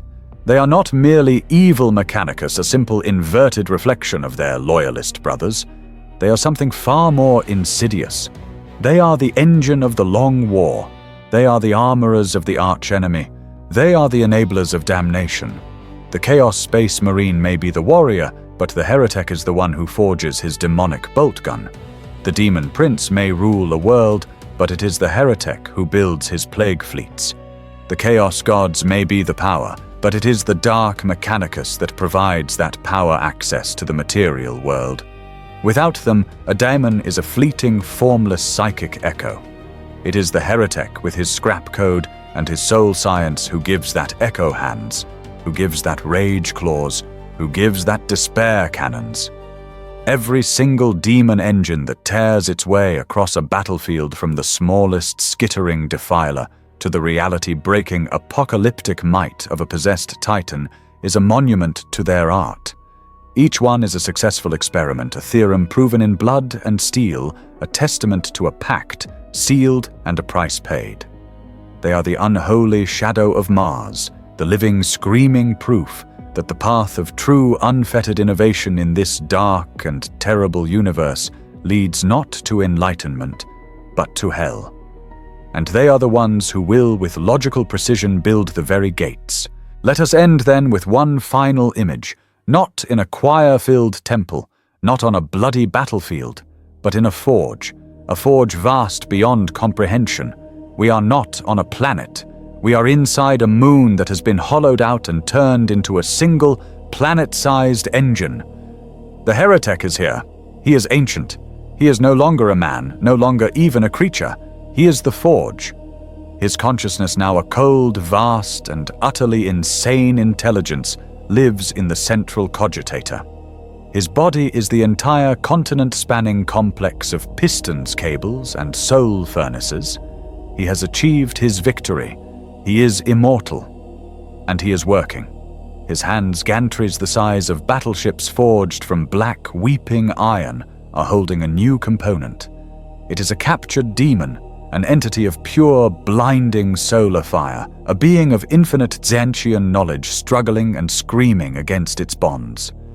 The heretic, the vast planet machine, is preparing its new vessel. A new class of titan built from impossible crystalline geometries that hurt the eye to behold. 1,000 smaller spidery mechadendrites, each the size of a hab-block swarm, over the new titan, etching the final complex binding runes of scrap code. A colossal vox grill miles wide grinds open on the factory wall. A voice emerges. It is a whisper, a sound like a billion monks chanting a single binary monotone line. The voice of the ascended heretic. The flesh fails, the loyalist fears. He hides behind his rituals, his static, his lies. A colossal needle-tipped injector, a spire of obsidian lowers from the ceiling. It is filled with a swirling, liquid, electric blue light, the compressed, distilled, screaming souls of 1 billion captured psychers. They call this madness. They call this unreason. They are illogical. The injector slams down, plunging deep into the heart of the struggling, fiery demon. The demon shrieks a sound that is not a sound that cracks the very lens of the mind. The crystalline titan convulses. The vast planetary eye of the heretic flares with a cold, blue, analytical light. He watches as his new creation's limbs twitch, as its new demonic eyes snap open, burning with an ancient, impossible new intelligence. The whisper from the walls concludes a final, perfect statement of faith. We have seen the true path. We have calculated the variables. We have paid the price. We have seen the face of the true Omnissiah, and it is beautiful. The new titan raises its head. It opens its crystalline mouth, and it joins its master's voice. The sound is a symphony, the sound of a metal scream, the sound of a demonic roar, the sound of a cogitator laughing. It is the final, perfect, unholy fusion. It is the sound of the dark Mechanicus. It is the sound of victory.